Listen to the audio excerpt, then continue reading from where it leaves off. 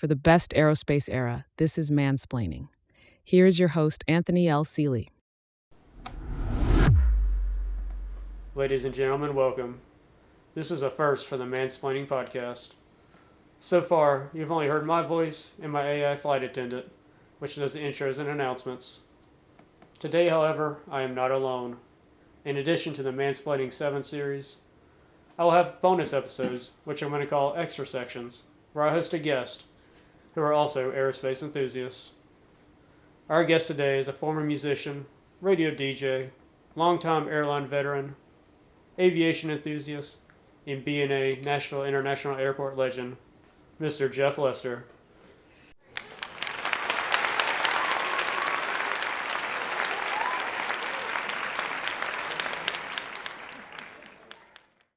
A legend. I don't know about that, but I've been called that. When I retire, I'm gonna have T-shirts made up with that. See if I can't get that. Might want to get one of those T-shirts. Yeah. Well, I'll just give you one. I'll give you one. It's a pleasure to be here. Thanks for having me on. You and I have worked together in this business for a while, and you know, once that jet fuel gets in your blood, it's hard to get out. It is. It is. I guess I should include also very excellent photographer also. Yeah, you know, I haven't. Thank you. I have an eye for lightning and sunset. It seems like. Yeah. And when I'm on the ramp and working a flight and I have a moment and I see something, I will stop and pull my phone out and snap it, and then I'll look at it a little bit later. And you know, when the airport is closed because of storms, we're in a safe place, but we videotape the lightning and then we can stop it and freeze frame it. And so that's a blessed to be in a job where in a position where you can get really good weather. And even the guys that work the AMs, when the sun comes up from the east side of the airport, they get some great shots too. Nashville is positioned very well for all kinds of weather pictures. And some of your pictures have actually been featured on the news, and that's really awesome. A couple of them here in Nashville, and one of them went to Oklahoma City for some reason. I think a friend of a friend, and I enjoy that. It's a hobby. When I retire, I want to kind of do that, but not to an extent. All of my pictures are from the phone, you know. So you just have to see something. I mean, my wife and I've been driving down the road in Florida, and the sun sets in Sarasota, and she'll pull off the side of the road and take pictures. It's just, you know, when you got to catch that moment, because in 10 seconds it's going to be gone. Oh, yeah. But I guess it's safe to say, if you work in the airline industry, you've probably got a few pictures of the nice sunsets over the runways and stuff. And not to mention in-flight. I always videotape my takeoff and landings and stuff, and you can see, you know, especially if it's rough weather, the wings bouncing and you're flying through the clouds and the winglets disappeared and they come back, and then when you break out of the clouds and the sun is shining just above you. And I've taken some of those videos and put them to music. And that's a lot of fun. It's editing, and so I sit and try to put in the music, and I've had some good reviews on those, and I just enjoy sharing them with people. I don't want to dime for them. Well, how long have you worked for the airline industry? I'm going on 25 years now. That's a long time. 25 years. Now, I don't want to say you represent kind of my target audience. You work for the airlines. You're interested in the history of it. You're interested in airplanes. And that's why I wanted to bring you on here. You're a perfect guest to have for this podcast. Thank you. Now, and also, one of the reasons my episodes are actually 30 minutes is because if you work in the airlines, you've got to take a shuttle most likely, and 30 minutes is kind of where I'm around how long it takes sometimes, which is not good, but maybe you can listen to my podcast and maybe it'll make somebody feel better. Sometimes all you got is 30 minutes out there. That's it. Yes. Now, were you always an aviation enthusiast before you joined the airlines? Yes, it was. I grew up on a dairy farm, just 30 minutes south of here. And we were near Shelbyville, the Shelbyville Airport. And my dad wanted to be a pilot in World War II, and they found out he was colorblind. So back then, they couldn't fly because they used different color lights, flags, you know, when they're doing wave offs and stuff. And the Army took him. He was, I guess, he learned to the darker shade of gray of the German uniforms is what he was telling me when growing up. But he always wanted to fly, and he liked flying. Well, Southern Airways had a Martin 404 that used to fly over our farm twice a day, and it would go to Shelbyville from Nashville. I believe Huntsville, maybe Birmingham, and then on to Atlanta. And they had another one did the same thing with Nashville, Crossville, I believe Knoxville, maybe one other stop. I have to do a little research on that, and then it would wind up in Atlanta. Yeah, almost like a horseshoe. And my dad was president of the American Dairy Association, along with Dairymen Incorporated and Southeast United Dairy Industries. And we were big. He was a big farm subsidy guy. Did a lot of things with congressmen and senators to help farmers back then. The family farm is almost gone now, at least in the Tennessee area. But back then it was really big. And he would have to fly to Atlanta sometimes. So sometimes we drove him to the Nashville airport, and he would get on usually Eastern. And this was even before the days of deregulation. And he'd get on the plane. Usually it was a 727. Sometimes it was a DC-9. And would take off and fly to Atlanta. And sometimes if he had to be there for an emergency meeting, like, Samuel, we need you here within 2 hours. We would drive him to the Shelbyville airport, and he would catch that Southern Martin 404.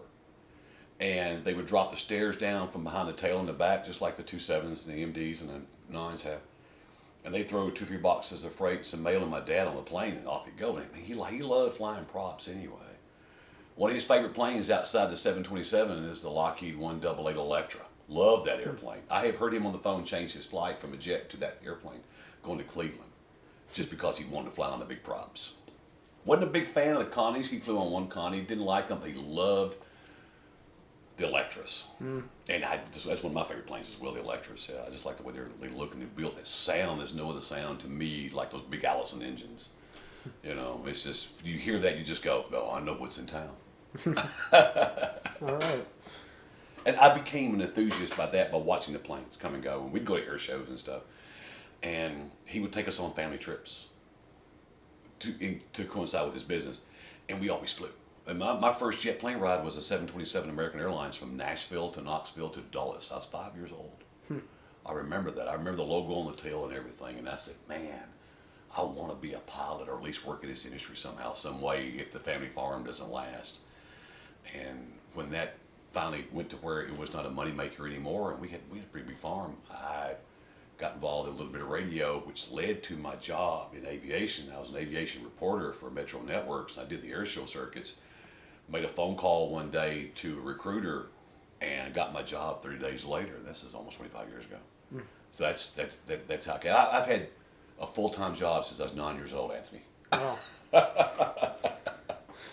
I would say for me, it kind of came later because I was more into the space side of aerospace. And then once I got a job in the airlines, I was in, like I said, Atlanta Airport. I drove to the NSC concourse. And if you think Atlanta, you're thinking traffic. It's on the cars. It's also on the runways. Yes. And I was looking out, and I saw airlines from every country you can name. They're going every different direction. And I was like, we didn't have this 100 years ago. Like this, we shouldn't take this for granted. It took a lot to get to this point. And that's when I started, you know what, I got to start reading into this. Learning about old pilots, old airline engineers, and everybody who made this possible. And that's when one day I started talking about Eddie Rickenbacker. And I read his biography, and I know you had to borrow that one. Yeah, and I recommend that book to anybody, or any book about him. But the book that you and I read was absolutely fascinating. And sometime you get a chance, you do a series of this extra section shows. You should do it on Eddie Rickenbacker, because you can't do it in 30 minutes or almost one day. You can't. You know, I mean, he was the 94th Aero Squadron, they call the Hat in the Ring Squadron, that he became the leader of. You can't begin to fathom just how many enemy kills he had flying. You know, just in SPAD. And he also raced at Indianapolis Motor Speedway, which is where you live now. Mm-hmm. And so, like me, this man's had a full-time job since he's 9. You know, but except he was a trailblazer. He invented things, and just fascinating. And he was in, 2 plane crashes that should have taken his life. One of them a B-17 that they survived for days in the water catching fish with a seagull that they had killed somehow. And that was a Goodwill flight. And then he crashed in an Eastern DC-9 on approach into what is now known as Hartsfield-Jackson International, Atlanta. Of an airline he was basically going to take over. I mean, be the general manager of, and that's a whole nother research on its own. I mean, just reading the newspaper articles about that, but his efforts led to Eastern becoming one of the big four, along with American, TWA, and United and Eastern, and even before the days of Pan American.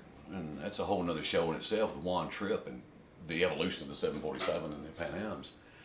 And he was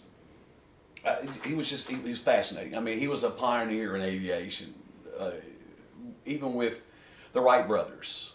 I mean, this man took aviation to a whole nother level. And what was fearless? Was he crazy? Maybe a little bit, do some of the things he did, but he went up every day. He took off in bad weather against the squadron commander's orders when he was first flying, and he came back. And I mean, sometimes you just don't tell Eddie Rickenbacker no, especially then. And he's just fascinating. His parents were from Zurich, Switzerland, and started doing some stuff with Ford Motor Company. I mean, Henry Ford signed him on early on, and when he got into the airlines, Florida Airways. It didn't last a year, but they were flying mail and some passengers, which eventually, when it closed down, kind of became a little bit a part of Eastern there. And whenever you see Eastern Airlines, I think of Eddie Rickenbacker and a video that he's in called Flying with Arthur Godfrey. I recommend that to anybody. You can pull it up on YouTube and watch it. He's in that. And Arthur's getting ready to go up in a Connie. He was made an honorary captain by Eddie. And it chronologicals the airlines and the Connie, which was a newer airplane at that time. And they had the Martins, and they had the Silver Falcons and the Golden Falcons, depending on the airplane. And it goes through a whole flight. I mean, literally a whole flight. And you see him smoking in the cockpit, which is unheard of in an airport at all now. And the ground crew, the ramp supervisor, has the headsets talking to the flight deck crew as they spool the props, get ready to taxi, and they take it off and put it in a box on the nose gear, and so it flies to the next city.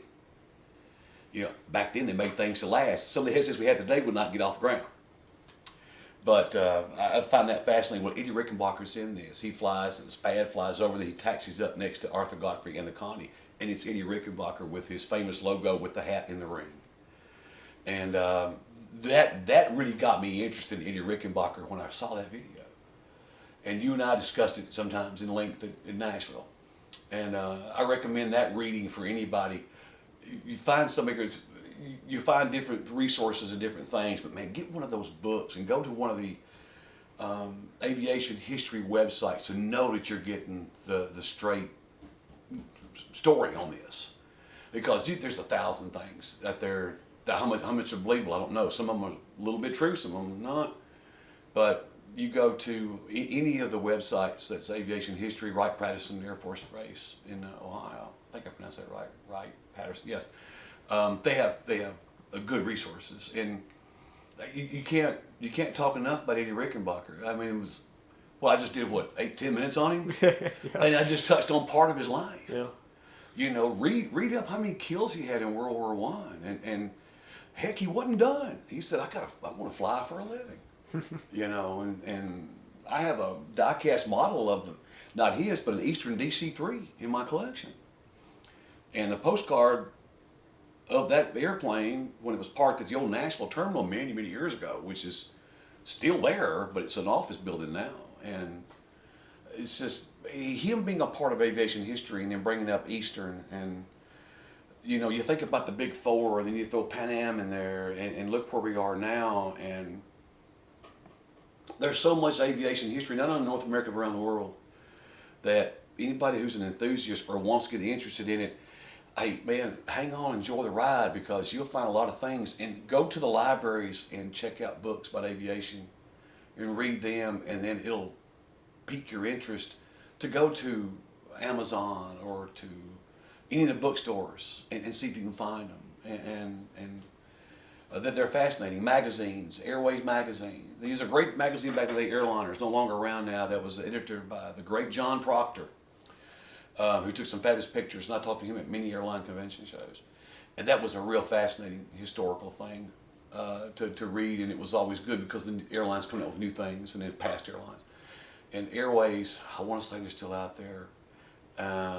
You can get those, and just, if you're interested in aviation, you got children interested in aviation, boy, start them out, and then there's an unlimited road of what you can do. I still find out new things every day. And sometimes we'll be in discussion in between flights, and I'll go, hang on a minute, let me look that up, and I say, oh, I didn't know this. And so you start tracing back the history, you go, oh, this goes back to the 20s. It's endless. It's great. It's fantastic. You and I had some great conversations back in the day like that. Oh, yeah. Yeah. That's great. Yeah, I don't know why that conversation we were talking about, and when I brought up Ray Rickenbacker, but I know one of the stories he talked about, in the 20s, he'd ride along with the mail carriers. Yes. Flying around basically in Jennies because they were two-seaters. Mm-hmm. Sometimes he'd fly them himself, sometimes he was a passenger. And that might have been kind of like, back in the day, might have been kind of like an Uber or Lyft, because if you had an airplane and somebody wanted to pay you to take them somewhere, they would. And that kind of might have been part of the origins for the airlines as well. Yeah, I think it's a good starting point. It says, hey, this plane hauls mail, but I could put 6 people up above it, charge them back then $30 to send them 200 miles away, and they don't have to drive. Yeah. And that's the fascinating part about history and all the different airplanes. I mean, there was passenger planes overseas and some here. The numbers, I can't off the top of my head, but the pilot would be in an open cockpit like a biplane, and you have 10 people underneath him, and all kinds of weather. When this guy's flying an open air cockpit biplane with 15, 20 people underneath it, he may have some mail in the back, but look at what they're doing. And somebody said, oh, we can all make a living doing this. Yeah. And so, hey, listen, it's got to start somewhere. Yeah. So, and that's a big, intriguing part of aviation history that I enjoy a lot right there. Wasn't the safest thing to do back in the day, though. No, it was not. No, back in the day when you saw your pilot getting on in the cockpit with a parachute, because that's just what they did back then, you kind of think, well, where's ours? You know what I mean? Where's ours? But they were learning, and air travel is still real safe today, despite some of the tragedies in the last 4 or 5 years. It's still safe, a lot safer than driving down the interstate. Yeah, driving down 24, if you live near Nashville, that's not safe. No. And so the open air cockpit guys, well, that's what they wore when they were flying in World War I. So, it's evolved over that where you don't need to do that anymore. I was speaking of, you were talking about the Hat in the Ring gang logo. Actually, when I was at the United States, I think you said it's Wright-Patterson. It's in Dayton. I think they changed the name to the National Museum of the United States Air Force. I want to say they changed the name to that. They might have now, yes. But they have a SPAD, which is one of the airplanes he flew in World War I. They put the logo on there. Mm-hmm. But if you go to another hangar, they got an F-222 Raptor. It was a prototype, and for some reason, that's also on there. Probably recognition, or just say, hey, listen, thank you, Eddie, for all you did with early war aviation. Yeah. I mean, it's a respect, a badge of honor. Mm-hmm. I have one of his patches in my collection, and I never have put it on anything. I just kept it in my collection. Oh yeah. And because it's just, I saw that at an airline show, and I went, well, that's Eddie Rickenbacker's logo. Mm-hmm. I definitely want that. I paid like $1 for it. Because if you don't know, you don't know. No, Because I know one of his squadron mates said, "Hey, what about when they joined World War I? It's like, hey, we're throwing our hat in the ring." Just like the old wrestling and boxing back in the day. Mm-hmm. They, on those shows, the boxer, they'd ask, "Hey, who wants to fight this guy?" And somebody would throw their hat in the ring, saying, "I'm going to fight him." Exactly. And that's where that logo came from. Yep, Eddie Rickenbacker was all in, didn't matter what. Oh yeah. Yeah.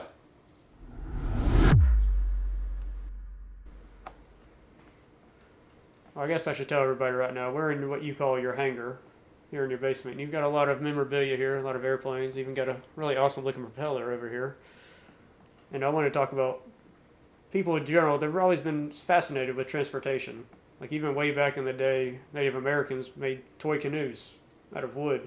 And then in the 1800s, every kid had a toy train set. Oh yes. So everybody was fascinated with transportation. This is just the next iteration of that. Everybody's fascinated with these airplanes, and there's so many different ones of them, and that's why we're so fascinated, as you are, and this is why you collect so many of them. Yes, it's you're fascinated by all modes of transportation, like you just said, trucks, buses, cruise ships. And if I go on a cruise, when they have a Q&A with some of the crew, I like to find out what kind of contingency plan they have in case they hit weather or anything, because the airlines have to have a diversion airport. Cruises have a diversion port as well, and they have a game plan to stay out at sea if they need to. And the fascination with me with not only transportation but with aviation is just the way the planes are, the way the planes are made and they look. They're engineering marvels. They're works of art. I can look at a 737-200 and look at a 737-900 MAX. The concept's still the same, but the engineering beauty has been enhanced and bigger, better, faster. Saw a 350-1000 that Airbus makes the other day. Holy cow, that is a cruise ship with wings. It's huge. I mean, it barely fit on the taxiway in Nashville. It was a diversion from Atlanta for weather. They had to close off the taxiway so that monster could sit out there. In the 777s, I've gotten to fly on a 777, the 67400, one of my favorite long haul birds in the world. And they're pretty. We'll see them at the airport or at some of the shows we go to and say, man, look at that beauty. Man, look at it. That's a gorgeous flying lady right there. The 747 was the queen of the skies. The L-1011, which looked similar to a point to the DC-10, the L-1011 to me had smoother lines, and that was a Lockheed product. It had a great safety record. I have quite a few of those in my model collection, but to me it had smoother lines. When you look at them and you look at lines like you do cars. When they first put the winglets on the 300, that 300 was set, it just looked like it sat lower than the 700. But when that plane would taxi by us, when they put the winglets on it, that was nice lines. And to have people like us, that's a fascination. I know the people listening can't see this, but you look on that wall right there, and there's 2 World War II planes that were involved in Reno air races. And that's a buddy of mine's plane, the Texan, in front of his nemesis, who actually won that race. That's not a fast, sleek jet. That's not a 747, but that's gorgeous. That's a gorgeous line. And the sounds, you hear a Max spool up, brother, you got a Max out there. I had to drive by British Airways last night in Nashville, deliver bags to Iceland Air, and I had to wait because the 777 was coming in, and those are Rolls-Royce engines, but you knew something big was in town. Well, it's just, you look at it and just go, well, that's gorgeous, that's beautiful. Really it is, yeah. I don't, there's some planes out there that should have been made, and a lot of them weren't. There's still a little bit of beauty in each one of those. Mm-hmm. And you learn from that, And you say, like, either they're made for a weapon, like in wars, mm-hmm. or either made for transportation. The people making these planes, they weren't setting out to make something that looked good. They made something for a job. Right. And they just happen to look the way they do, and they look amazing. And that's the engineering all the way around. The people at Boeing, Airbus, Lockheed, the Dauntless people in World War II consolidated, which became Convair. Convair made a great jet airplane, the 880 and the 990. Whew. Man, they were rocket ships, Yeah, we get to see airplanes every day, which is awesome. But I know there's a lot of cool museums out there that I know you've been to. Is there any ones you want to recommend to everybody out there? Oh gosh, there's thousands of them. Wright-Patterson, which they you said just recently changed the name. I think they might have changed the name to the United States Museum of the Air Force. I want to say. Yeah, which wouldn't surprise me. My late father-in-law's got some pictures up there. He was crew chief for 30 years, but that's another show. I'll tell you something about that sometime. The Smithsonian. Mm-hmm. I mean, there's everything. If it flew, it's in there. And the UVAR Hazy hangars at Dulles. If it flew, the Memphis Belle is there. Mm-hmm. The space shuttle, there's a Concorde there. If you're up in the Pacific Northwest, by all means, go to Boeing Field. Go tour one of the long haul plants. They're fabulous. there's Georgia's got several, Florida's got several of them. You know, just people, if you just Google aviation or air museums, and even if it's a 2-room small one, and go to it because there's something good in there. Sevierville, Tennessee, near Gatlinburg, has a great small museum. They have a MiG in there, a Russian MiG. They have an Albatross. They got a P-47 Thunderbolt. It's just down the road from Knoxville and Gatlinburg. You would think, why? Well, there's a little airport there, but it does a lot of Tennessee aviation. There's some Piedmont Airlines stuff in there too. It's just and the models, like you just mentioned a moment ago, a lot of those are made from actual blueprints, and the people that make them, they make them to specs, and they look fabulous. And as you can tell when you came in here in my hangar room, I got a bunch of them, and a bunch of them I don't even have displayed. My wife, 30-something year veteran of the airlines, Piedmont, Continental, United, and she goes to the shows with us, and I'm going to shamelessly plug one here real quick coming up. A good friend of mine, Robert Palermo, does these. It's in Cleveland, and it's the Cleveland Airlines Collectible Show, August 23rd at the, what's the name of the hotel? Hang with me, folks. The Best Way Plus in Strongsville. It's a newly renovated hotel, fantastic. Joan, it takes her an hour to get past the first table because it's mostly Piedmont people that are there. And they love to see her. And so you want to learn about aviation history or get started in it, go to these shows. They have them in Chicago, LA, Atlanta. They had a convention in Atlanta at the Delta Air Center, which is Atlanta, that's a great museum. Hold the phone, folks, you need to go there. But and all the people that are there are airline enthusiasts or historians, or they're former employees, or all three. And we can sit down. I used to sit down with John Proctor at the conventions, and we talk for 2 hours.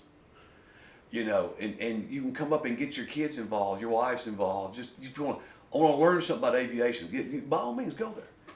I collect postcards and stuff. And one day, Anthony, I want you to take your show to Cleveland and sit down and talk to these people here. I'll be there. My wife will be there. Good friend of ours, Nick Botanis. Yep, that's a shameless plug. He'll be there. Mm-hmm. You know, and aviation's fun. Yeah, it's tough. We get beat up out there.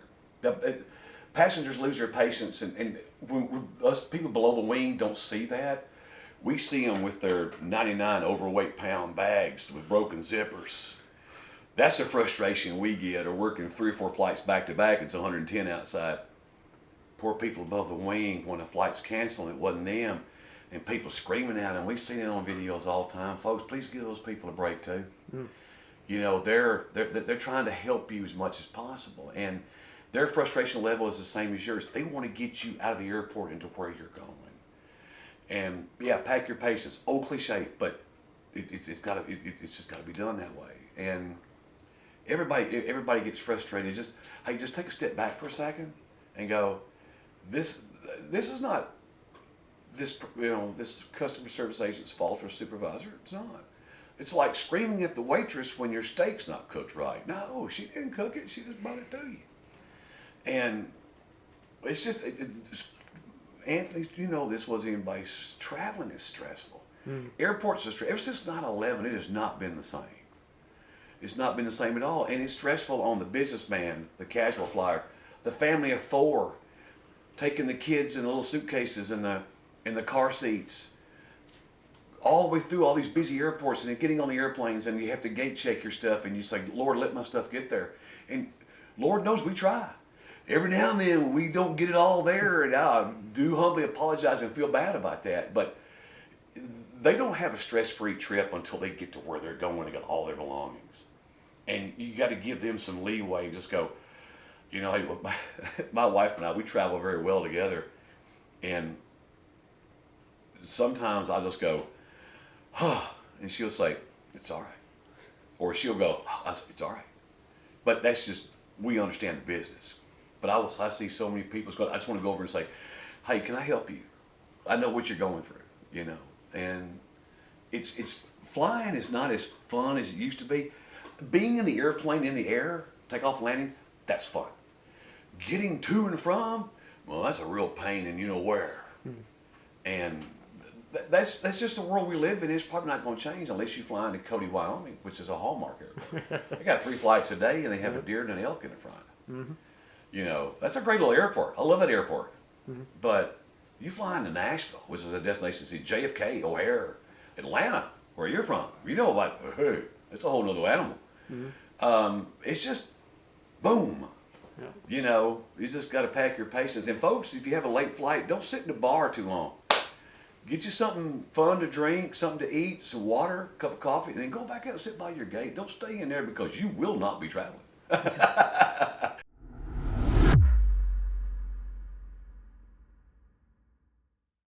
Yeah, I know you say like how stressful it is these days. You know, on my podcast, I focus on the best aerospace era, which is 1903 to 1975. And during that time, we went from, you know, flying around and, you know, airplanes that were just made of wood, wire, and fabric to flying around in luxury. You look at these old pictures from the old days, like Pan Am and Eastern, like we talked about before. And they're flying around. It looks like they're in a luxury jet, but these are coach seats. You Yeah. know, and everybody's wearing suits. It looks nice, you know. I used to wear suits when I was a kid flying with my family. Yeah, like that. But with you, like you talk about in 1970s, something kind of changed there. Obviously, something changed during 9/11, but you know, The airline- 1970s things The kind of airlines were changed. deregulated, and that's a whole nother show in its own right there. But it went from luxury, like, you know, you sit in coach. I sat in coach when I was a kid and thought, man, it's the biggest seat in the world. Now it's saving money on weight and fuel, and like out in the airplane, let's cram as many people as we can into it, and then they try to readjust the seats to give you like 2.5 more inches of leg room. I mean, I understand that, but still, if there's somebody in front of you that leans your seat all the way back and your tray is right here against your chest, that's not a lot of fun, you know. And that's just the way it is. I mean, the old 737-200, our version, the Southwest version, seated 122. Well, there's 737s out there that seat, I don't know, 180, 185. And I flew to Houston from Panama City, Panama this year on a MAX 9. And I was comfortable. It was a little bit tight. I was ready to get out of that thing when I finally landed because it was almost 5 hours. But you know, I can imagine my wife, if she was here, she could tell you a story about riding in the middle of the back row of a 757 to Paris from Newark. Yeah, you need to sit her down one day, let her tell you the story. It would be on the air or not, I don't know. But then I had the privilege of being up front in long haul flights with my wife, and we had the seats laid all the way back, and just the evolution of even just the airline seat alone has changed. You look at some of the old 707s back in the day. Heck, they got speakers in them. You know, speakers. And that was before really headsets, but they were right here by your ears. So, Yeah, it was definitely a different time. yes, it is. It definitely. And so, there's a whole lot of working parts in aviation, just like there is in the railroads and trucking and buses. But man, there is a whole lot of working parts, and these airspaces are so crowded. I want to give a shout out to the air traffic controllers because, ladies and gentlemen, those people are under a lot of stress. When we're on the ground, we got people's lives in our hands, moving planes around. Man, they got thousands of lives a minute in their hands. So anybody out there that knows somebody or is in air traffic control, God love you. I mean, and thank you for the job you have to do. Thank you. Yes. Well, I want to thank you personally also for being on the show. Oh, definitely. I want to do it again. We didn't get to your HR story. I'm sorry. If you want to share that real quick, I'll save mine for another show. Well, I was going to say I had an HR up there in Indy where I work now, and this is definitely a different HR. We have HRs before. There's someone who, you know, died in service possibly, or someone who, you know, died of old age later on. But this HR actually came from World War II. Someone found the body of a bombardier. All these years later, someone did a DNA test on him, on the body that they found somewhere in Germany, and contacted the family over here, and flew him all the way back here over to Indy. And I saw some of, like, I think it was his nephew, the man who died. I don't know his name. I didn't want to pry or anything. Right. But his nephew was there. Fascinating. Yeah, it's just like, where some of the people from World War II were still finding them and bringing them home. I've worked several military HRs with my crew, and it gives you a feeling. and that's a great story. I mean, I'm glad they found his remains. That's part of history you helped bring back. You know, that man's a hero, just like the people are heroes to this day. Mhm. And that you could add that to one of your shows. Your show has a lot of room, Anthony. It really does. And I'm proud to be your first guest, and I hope to be a guest on here again too, soon sometime, because this has been a lot of fun. And you can't see me, but I move my hands around. Anthony will tell you I move my hands around a lot, but I could walk around a room for 2 hours and talk about just one type of airplane. You That's know true. that. You That's know that. definitely We true. walked around T-Point many times doing that. Yes. Definitely. It's been a pleasure. Thank you. All Thank right, you so definitely much. thank you. And everyone out there, I hope you enjoyed this, and we'll see you next time. And remember, there's always a light at the end of the runway. Follow Mansplaining for more stories from the best aerospace era, or go to bestaerospaceera.com or find us on social media.